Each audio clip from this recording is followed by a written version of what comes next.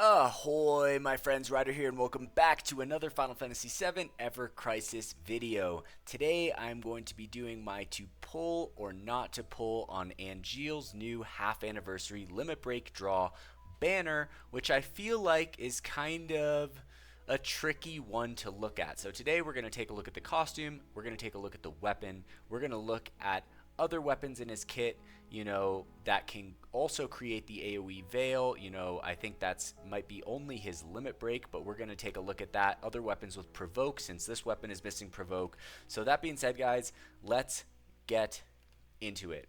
All right, so as is my wont, let's first check out the animation for it right here. And here it is, Greatsword of the Mighty. There it is. So nothing crazy right there in the animation. Sometimes they get really cool, like Aerith had that one with like where the flowers grew from the ground, but his, I'd say, is pretty simple. There's nothing crazy going on with it. So if we go in here and we actually take a look at the costume itself, I think the costume is pretty sick, guys. I like the boots, I like the pants. I really like this half cloak right here with this kind of gold armor on his waist, like the whole kind of tattered vibe he's got going on. I'm digging it. I think it looks sick. The weapon itself, guys, super cool looking weapon. I actually really like this kind of like twirling like metal that's going on the hilt. Like realistically, that would be horrendous on a sword and so hard on his hands. You would never want that. But this is something that I've actually not seen before on a sword, and I really like swords, all across the game. You have the materia slots right here, which is cool. The sword itself with like the kind of flared black wings almost that looks like it's coming off of it, like it looks cool, guys. Aesthetically, he looks freaking badass. He's got the cool like van braces going on, the shoulder armor, he's got this like very tight shirt thing going on. It's cool. It's like the open stomach. I feel like, if you dig it, you dig it. I feel like maybe it could have been a little bit different, but all in all, I feel like he's got a pretty sweet looking costume all around, guys. I think it looks pretty cool. I also like the kind of like horns he's got going on. This like little crown thing on his head. It looks pretty freaking cool. Alright, so let's take a look at the garb of the worthy. Alright, so reprieve on a tank is something that is highly sought after. Barrett got it. It's super cool. It's very nice to have. The tank goes down in a hard fight, like it's basically done at that point. So having reprieve is awesome. Reprieve in the first slot. The second one right here, crown of the worthy. This one's really interesting. When granting physical defense up, maximum potency tier +1. It only affects the maximum tier. So basically, if you have a weapon that goes, mid to high, right? When you cast the weapon ability at first, it's going to give you 2 tiers of physical defense, right? Because it only affects the max tier. When you cast it a second time and it goes to high, it's actually not going to go to high. It's going to go to like super high, right? It's going to go from 2 to 4 tiers of physical defense. So this is really, really, really strong. This gets me a little bit worried about how freaking powerful enemies are going to be in the future, because there are like, I think I've seen 600 like physical defense on characters. It definitely 500, right? But I'm pretty sure people hit 600, right? And so having that extra tier is pretty insane, guys. So I think we have some very, very, very hard hitting like bosses upcoming in the future. But like all in all, this is really, really good. His current banner weapon goes mid to high even when it's OB10, but when you do cast it twice, you are going to get the +4 tier to the physical defense. The weapon itself is its own story, guys. I think there's kind of 2 ways to approach this banner, right? I think that this costume is a very good costume for Angeal, guys. If you even if you set the weapon aside and we take a look at Stalwart Integrity, which is his other physical defense up weapon, right? So we can take a look at Stalwart Integrity here. We'll go over to weapons right here. We will filter by Angeal. All right, character set. Angeal's down at the bottom. Okay, so here's Stalwart Integrity. I'm just going to show you guys at OB10. or actually OB6, right? Even at OB6, this weapon is going to do high physical defense high on first cast. So instant 4 ATB with this costume, you're going to get 4 tiers of physical defense when you're running this weapon. It's also going to give you an HP of 70% or more, physical attack increased high to all allies. It has HP and buff duration on it. So, you know, this weapon paired with the costume is going to be really, really, really strong. Then he's going to have reprieve. You know, Barrett's a lot more set up for magic tanking at the moment with the Escutcheon cannon. I don't believe that. I think that the only thing that Angeal has for magic defense is this, but it is a self buff. It's not a AoE buff. So as far as I know, Angeal doesn't actually have an AoE magic defense buff right now, guys. He just has physical. So, but essentially this is going to make him like the best physical tank in the game. And I do think the costume is really nice to have. I think it, like, the perk of it is that it looks cool. And then, you know, the other perk is that it works really well with Stalwart Integrity, right? Which is a wishlistable item, you know. And so if you pull the first stamp card, if you guys really like Angeal, if you want to run him as a tank, especially if you didn't get the Fafnir cannon for Barrett, right? Which has like the provoke and the physical defense up on it, right? Like if you didn't get that, then, you know, kind of going in the direction of Angeal as a tank is always a viable option. And this is a cool costume. Like, I'm pretty tempted. I'm going to pull for Tifa first, right? I'm going to see how those pulls go. And then I'm going to decide what I want to do, whether I want to go for Angeal, you know, whether I want to continue a little bit for Sephiroth, whether I want to go for OB6 for Vincent. It's hard to say right now, but Tifa's basically decided, and then it's kind of up in the air, right? I really like the costume. I think it would be cool to have the costume. It makes him a very strong physical defense tank, and while having Stalwart Integrity, you don't really need the weapon, right? So I think that's a kind of cool thing about this, is that it works with something else that's already in his kit. That's definitely like the boon of this banner so far. So I think that there's a good argument for why, you know, you as a player should pull and get just his costume. Now, the other aspect of the banner is the weapon, right? And if you're gonna go for the weapon, guys, let's take a look at it, right? So here's the Great Sword of the Worthy. We'll take it to OB1. All right, it's going to have 364 attack, so it is a physically focused weapon. If we take a look at the support abilities, we have physical attack boost 1, physical attack boost 1, and most unfortunately, a triangle sigil boost in the third slot right here, which literally makes absolutely no sense to me. This is a buffing weapon. It does not hit the enemy. It does not make sense that it breaks sigils on the enemy. This, in my opinion, should have been a Asuna all or a heal all slot, something to give him some type of support for the team. This, to me, is just like sloppy waste of time. The triangle sigil boost, I don't like it at all. I absolutely don't like it at all. So this is my least favorite part of this weapon, is the triangle sigil boost on the support abilities. I feel like it really could have had something more if this were giving something a little bit more creative. But I'm going to leave it at that. All right. So if we take a look at the R abilities right here, we have boost attack to all allies. It could have been argued that it could have been physical attack to all allies. But the attack to all allies opens it up so that even if you were using it, you know, in a team that was a magic attack based team, but you were fighting something that does physical attack, then you could make an argument that the attack all is better. And then it also has physical defense here, which I'm curious what that stat will be at OB6 and then OB10. All right, now if we take a look at the weapon Greatsword of the Worthy at OB1, okay, so we're going to get physical defense, magic defense increased, all right, all allies, duration 14 seconds, and it looks like the physical defense starts at mid to mid, the magic defense goes low to mid. Obviously, this is going to be more focused on a physical defense team, but the nice thing about the weapon is that it does also have the magic defense on it, right? So the only other weapon in the game that we have that does this is Matt's Syringe Rapier, right? So Matt's Syringe Rapier at OB6, I believe, goes mid to high for both physical and magic defense. The thing with Matt is that he's kind of fallen off. It's kind of hard to fit him into teams right now.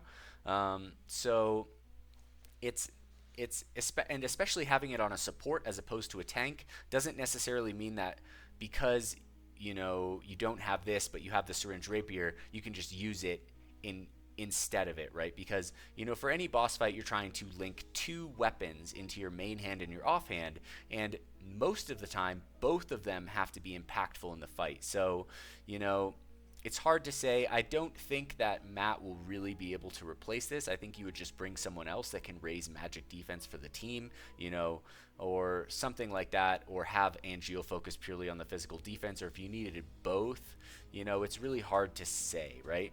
Now, the next thing here is this magic heal is cast, potency 6% of healing, potency range all allies. This just makes no sense to me. I don't know why they put these on this anymore. This 6% of healing potency, Angeal is going to get, like, if we go to, let's go to the build that I ran for Angeal for taking on Odin, escalation level 15, right? So let's go to that team really quick, right? All right, so let's go down. Okay, we go to this. All right, let's take a look at his healing potency here. All right, his healing potency is 1652. All right, so let's go back to the draw. Okay, we're going to go to the weapon itself. Okay, and at OB10, this is going to heal 7% of healing potency, guys. 7% of healing potency. So 10% of 1652 is 162, right? And then you minus like 48 from that. So you're getting like a 110, 120 point heal. This just makes no sense to me. Why is this here? It's lazy. I think that what they could have given it is like a Regan, right? Or most realistically for Angeal in this situation, right? You guys know where I'm going with this, right? He should have got Provoke. It should have Provoke, right? If this weapon has a triangle sigil boost that affects the enemy, then it makes sense that this weapon can also provoke the enemy at the same time. I don't like the magic heal right here. Does nothing. It's useless. It's just taking up words on the screen right here. And I think that, unfortunately, like, I'm super psyched for Angeal. I still like the costume. The weapon, I think, like, I don't really see the value in this weapon below OB6, guys. I think that if, like I said, there's two ways of kind of looking at this banner. Pull to the end of the first stamp card, get the costume, get Reprieve, get the physical defense up +1, pair it with Stalwart Integrity, and then, build this slowly over the next however many years. The other approach is to try and actually build the weapon itself, right? And I just cannot advocate for going for this weapon if you are not getting it OB6 and above. So unless you guys have the crystals to really go for that, I think just go for the costume, abandon the weapon, and it is what it is, right? And then hopefully Angeal gets another magic defense buff kind of AoE weapon in the future, and you can just periodically switch between them, especially because, like, Aerith has the Camarada wand, and that has magic defense up for the team, right? And then so also Red 13 has magic defense up for the team. Matt has magic defense up for the team. And so there's ways to fill it in, I think, guys.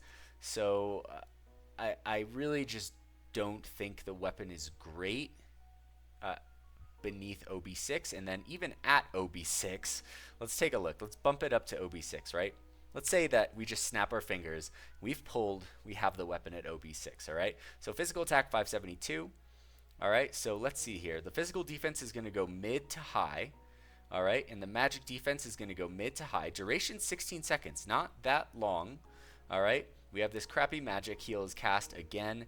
The nice thing about this weapon, guys, the good thing about this weapon, the thing that I was worried about with this weapon is this threshold right here. When Angeal's HP is 70% or less, Veil, which is a potency 5% of max HP of defected, is applied all allies. So what that means is that, if he casts it on Tifa and Yuffie, right, they are going to get a 5% Veil for the max of their own HP. This is not going to be a Veil from Angeal of his HP for everyone else. It's going to be based on their own HP. So their Veils are not going to be as strong as his Veil. So 5% if the character has 20,000 HP, right, which is kind of outlandish for a DPS, they're going to get a 1000 HP block, right? So, and if it's 10,000 HP for the character, they're going to get 500, right? So, of course, when you get this to OB10, you're going to get a 10% Veil, which is a lot better. I mean, if the character has 20,000 HP, that's 2,000 HP every time you cast this. I'm not a huge fan of the fact that it's HP 70% or less, right? It's a tank, you know, it can be tricky in fights to determine what the 70% threshold mark even is. And then on top of that, like, it just becomes more kind of micromanagement in the battle itself. But it could be worse, right? It could be, you know, it could be better or worse. Like, it could be 90%. So when it's 90% or less, Veil triggers at OB10, 70% or less at OB6, and 50% or less at, you know, base 5-star. I do think that overall, if this was 90%, this weapon would be considerably better. The 70% is not as bad as 50% for sure. It's still decent, and it's probably going to trigger a decent amount of the time. And then an AoE Veil is definitely pretty strong, guys. So if you can still get this to trigger a lot, you know, by getting good at the timing of using it, then it's going to be pretty effective overall for mitigating damage throughout the fight, right? So, like I said, if you get it to OB6, I would say that this is like the bare minimum on going in on this weapon, guys, because then you get the double cast. Obviously, he's just going to be, you know, chaining this along with whatever else he has in his kit. The problem with this weapon is that it does not have a provoke on it, right? So, you know, a lot of times the tank is looking to provoke something so that they can soak up all the single target damage, right? So that being said, let's jump back to the weapons. We're going to go back to Angeal right here, guys. And we're going to take a look at basically everything that doesn't have provoke on it, right? So we're just going to go through these one at a time. So here we have the Greatsword A. All right, so this one has Veil, right? It applies it to himself, but there's no provoke. So, you know, you could run that sword for the magic defense, physical defense up plus the Veil, and then, but then you would lose the capacity to cast his physical defense break as the second weapon because you don't have provoke, right? Then we go into the second one right here. This one does have provoke, so it does work in situations where you would need it, right? But this one just does 620% physical non-elemental damage, right? So overall, not great. Great R abilities right here if you really need to stack his physical defense. The shovel we're not going to really take a look at right here. Well, actually, we'll take a look at it. This one does have provoke as well, but it does, you know, it does also physical non-elemental damage. Then we have the Sequoia Dendron, no provoke here as well. All right, we're going into the Type 91 two-hander. So this is a really solid sword for Angeal in certain fights, right? It has a diamond sigil break, 3 ATB cost, and it has a physical and magic attack break on it. However, there is no provoke. So in a lot of circumstances, you're not going to be able to pair this with his new weapon, right?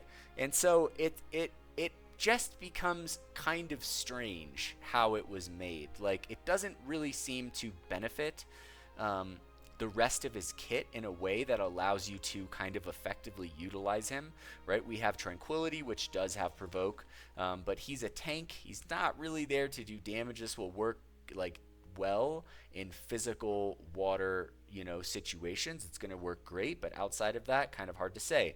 Then we have this one right here, Gargantuan Monolith. This one raises his magic defense to high, casts provoke, but his other weapon also raises his magic defense to high. So kind of a tricky one, right? Stalwart Integrity, right? You wouldn't run this if you had the other one at OB6 because it can still take your physical defense to high, but this one has the attack all but still no provoke, right? Then we have Shinra Greatsword Model 1. This would have been amazing to have provoke with, especially for this Guild War, but this one also just applies Veil to Self, gives him an Imperil, and there's no provoke, right?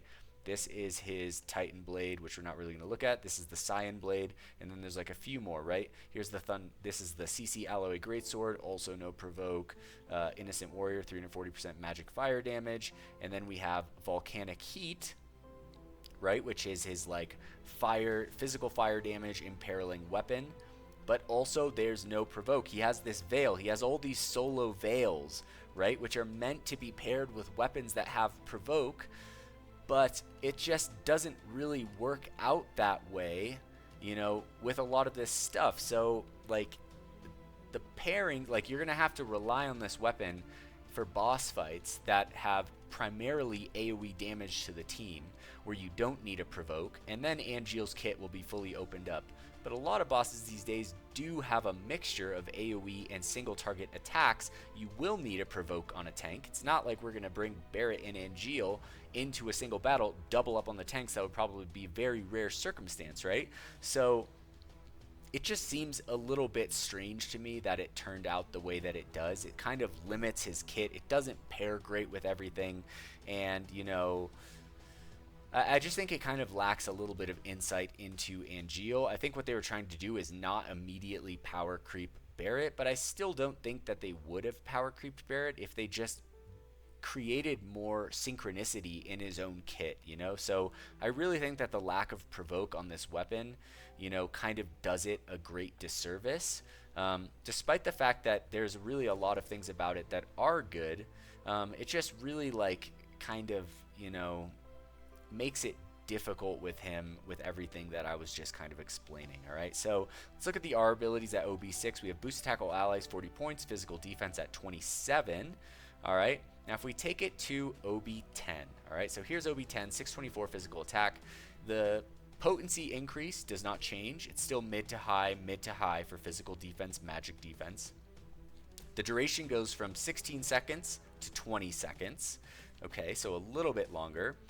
The magic heal is 7% to 7%, and the threshold percent doesn't change right here, but the veil goes from 8% of the max HP of allies to 10% of the max HP of all allies, right? So you're getting a 2% increase in the veil from OB6 to OB10, but you're getting a 3% increase in the veil from OB1 to OB6. So, you know, it really just depends, guys. It's honestly hard to say. I will say that, like, if I do pull for this weapon, I'm either going to just go for the costume or I'm going to commit to OB6 and then hope that in the future we, you know, start to get more weapons for Angeal that are all of them are coming with provoke so that they really pair well with this sword. But if you guys can't go for OB6, then don't worry about the weapon, just go for the costume. And yeah, at that being said, if you have Barret built up, guys, Barret can cover physical defense, magic defense. He's got a better ultimate weapon. He has provoke built into his physical defense up. He can raise magic attack and magic defense. Overall, I still think that Barret is the superior tank. He's got the better costumes. He has reprieve with all elemental resistances. And then he has the electro armor with HP plus physical magic defense on it, I believe at 20%. So I think that if you guys already have Barret, you know, and I'm hoping, guys, I'm hoping that during the 2-year anniversary, we get some kind of select ultimate weapon that have come from banners. You know, I'm hoping that that happens because I really think that it's kind of, you know, not cool that, like, this game is in a lot of gacha games I've played, like limited stuff, you can miss it and there's still ways to kind of get around it. But in this game, like if you missed Princess Guard, if you missed Tifa's you know, her ultimate weapon, if you missed Barret's, like they're gone. They're so hard to get. You know, anyone who missed Commodus Wand has felt that over time, guys, right? And so I think they really need to implement something in the game where, you know, there's a way to exchange Mako gem parts, like for a certain ultimate weapon, so that you can maybe at a lower rate slowly, like, change them into a rainbow ultimate weapon Mako gem, so that we can eventually go back and get things that we missed, so that we can fill out our accounts and really open up characters, and not just like you missed something, now you're stuck, now that character's done for you. And you know what I'm saying? So I really hope that that happens, guys. But this is basically my kind of overview on this kit. To sum up, I'll say I think that the first stamp card is worth it in a lot of cases. It's a really good costume. It pairs really well with Stalwart Integrity. It's wishlistable. If you do want to build up the weapon further, I highly recommend getting it to OB6 or at least close to OB6. I do not think the weapon is worth it before OB6, and I still think that the weapon could have been definitely better if they had changed the third support materia slot, if they had taken out that AoE heal and put something more incremental there, like a Regan. But other than that, it is a good weapon. I think it will definitely have its place in the game, and it's really going to depend on, you know, future weapons coming in for Angeal. Hopefully we get some like non-limited weapons for him, with all of them basically having provoke to really fill out his kit and make him more viable in more certain situations. So I'm curious what you guys have to say. I know it's kind of a controversial thing. Some people absolutely love Angeal's weapon. Some people absolutely hate Angeal's weapon. So I'm curious, you guys, hash it out in the comments. I will obviously answer all of them, and I'm curious to hear your guys' thoughts. But that being said, that's going to conclude my video for the day. I hope you guys enjoyed it. I hope it was helpful. If you are pulling, I wish you guys the absolute best of luck out there. And if you did like this video, please don't forget to drop a like, subscribe to the channel for more Final Fantasy VII Ever Crisis content. I will catch you guys on the next one. Peace.